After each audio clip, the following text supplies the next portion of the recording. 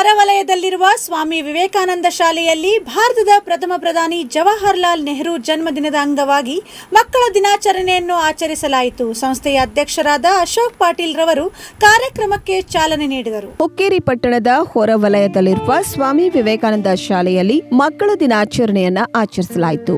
ಸೋಮವಾರದಂದು ಮುಂಜಾನೆ 11 ಗಂಟೆಗೆ ಸ್ವಾಮಿ ವಿವೇಕಾನಂದ ಶಾಲೆಯಲ್ಲಿ ಜವಾಹರ್ಲಾಲ್ ನೆಹರು ರವರ ಫೋಟೋ ಪೂಜೆಯೊಂದಿಗೆ ಮಕ್ಕಳ ದಿನಾಚರಣೆಗೆ ಸಂಸ್ಥೆಯ ಅಧ್ಯಕ್ಷರಾದ ಅಶೋಕ್ ಪಾಟೀಲ್ ರವರು ಚಾಲನೆ ನೀಡಿದರು.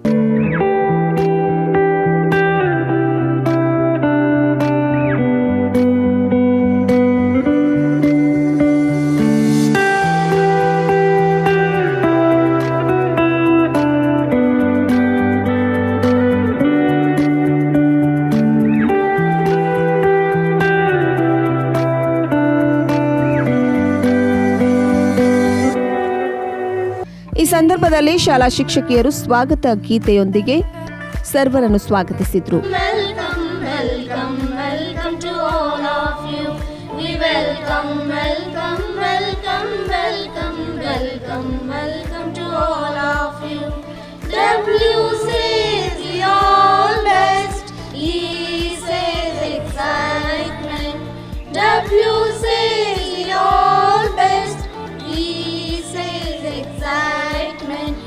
Welcome, welcome, welcome, welcome, welcome, welcome to all of you. We welcome. Ta-na-na-na-na. Shrikarane, Srinivasane, Sheshadri Girivasa Shriramanane, Shri Chakra Shri Shankha Bhushitane, आत्माय देहाय आराधने श्रीकारणे श्रीनिवासने Seshadri गिरिवास श्रीरमणने. ಸಂಸ್ಥೆಯ ಅಧ್ಯಕ್ಷರು ಮಾತನಾಡಿ ಮಕ್ಕಳ ದಿನಾಚರಣೆಯ ಬಗ್ಗೆ ಮಾತನಾಡುತ್ತಾ ಮಕ್ಕಳು ದೇವರ ಸಮಾನ ಎಂದರು.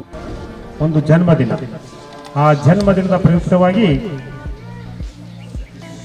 ಅವರ ಸವಿ ನೆನಪಿಗಾಗಿ ಮಕ್ಕಳ ದಿನಾಚರಣೆಯನ್ನ ಏರ್ಪಡಿಸ್ತಕ್ಕಂಥ ಒಂದು ವ್ಯವಸ್ಥೆ ಅಂದ್ರೆ ಜವಾಹರ್ಲಾಲ್ ನೆಹರು ಅವರು ಹೇಳಿದ್ರು, ನನ್ನ ಹೆಸರಿನ ಮೇಲೆ ಜನ್ಮದಿನವನ್ನ ಆಚರಿಸಬೇಡ್ರಿ, ಯಾಕಂದ್ರೆ ಜವಾಹರ್ಲಾಲ್ ನೆಹರು ಅವರಿಗೆ ಮಕ್ಕಳ ಕಂದ್ರೆ ಬಹಳ ಇಷ್ಟ ಅಂತ, ಮಕ್ಕಳ ಮೇಲೆ ಬಹಳ ಪ್ರೀತಿ ಇದ್ರಂತ.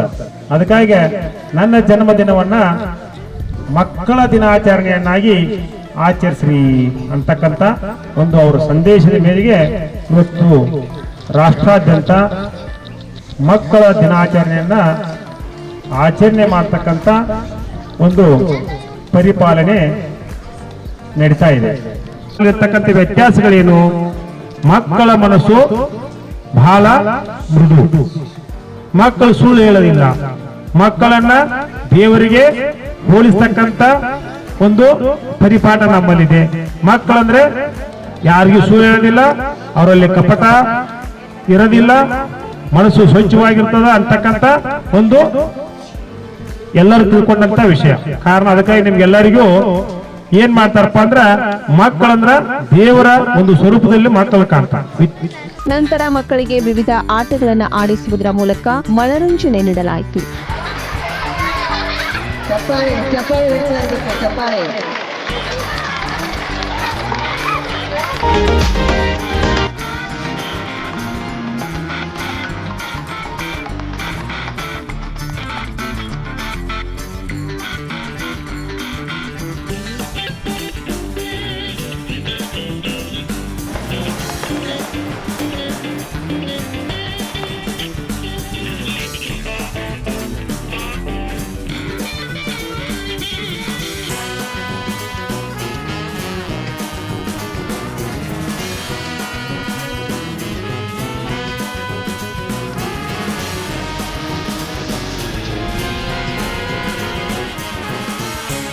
ಈ ಈ ಸಂದರ್ಭದಲ್ಲಿ ಆಡಳಿತ ಅಧಿಕಾರಿ ಅನಿಲ್ ಪಾಟೀಲ್, ಪ್ರಾಂಶುಪಾಲರಾದ ಲಕ್ಷ್ಮೀ ದೊಡ್ಲಿಂಗನವರ್, ಕನ್ನಡ ಮಾಧ್ಯಮ ಮುಖ್ಯೋಪಾಧ್ಯಾಯರಾದ ಸಂಜತಾ ಪಾಟೀಲ್ ಸೇರಿದಂತೆ ಶಾಲಾ ಶಿಕ್ಷಕ ಶಿಕ್ಷಕಿಯರು ಉಪಸ್ಥಿತರಿದ್ದರು. ಮಹಾಲಿಂಗ್ ಪಾಟೀಲ್, ಸತ್ಯಂ ನ್ಯೂಸ್, ಹುಕ್ಕೇರಿ. ವೀಕ್ಷಕರೇ, ನಮ್ಮ ಸತ್ಯಂ ವಾಹಿನಿಯ ಪ್ರತಿದಿನದ ಅಪ್ಡೇಟ್ ಮಾಹಿತಿಯನ್ನ ತಿಳಿದುಕೊಳ್ಳಲು ಸತ್ಯಂ ಟಿವಿ ಕನ್ನಡ ಯೂಟ್ಯೂಬ್ಗೆ ಸಬ್ಸ್ಕ್ರೈಬ್ ಹಾಕಿ ಹಾಗೂ ಬೆಲ್ ಐಕಾನ್ ಅನ್ನು ಕ್ಲಿಕ್ ಮಾಡಿ.